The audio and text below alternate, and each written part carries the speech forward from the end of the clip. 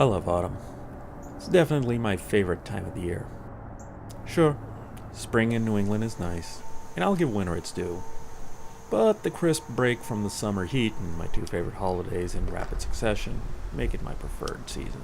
There's that whole pumpkin spice nonsense and secondary gatekeeping that comes along with it.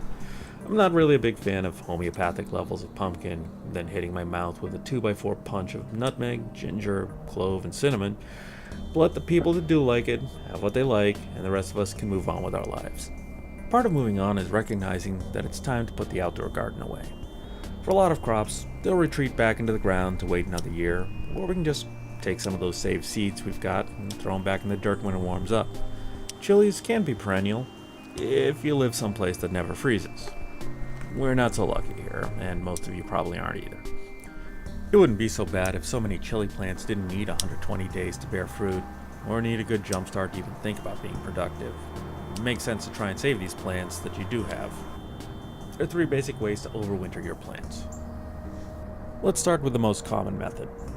Pick any remaining fruit. Clear the branches to get rid of pests, and prevent the plant from making a mess when all its leaves eventually fall off from being stored inside.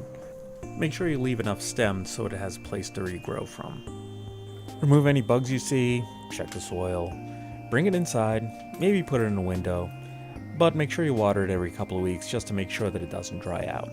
In spring, you can slowly bring it outside, and when it hits the warm temperatures and gets just that little bit of light going on it, it'll perk right back up with a huge jump start. The next way, and for plants that you can't move, is to take a cutting.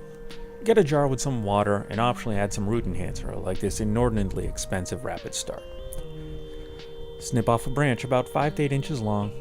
Strip off any damaged leaves as well as any lower leaves. Optionally, dip it into some cloning gel. Put the branch in the water and pop it in a warm place with some light. You might want to stuff a cloth around the top of this mason jar just to prevent evaporation and to keep things from getting into the water.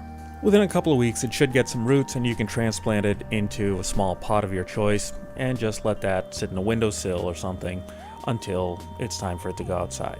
Finally, if you have indoor grow space, why not just trim it for a better size for indoor, remove any bugs you see, pop it under a grow light.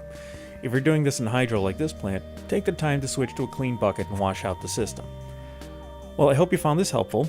Let me know in the comments if you need any more info on things in this video, or if you want to suggest topics for another video. Thanks again, and happy gardening.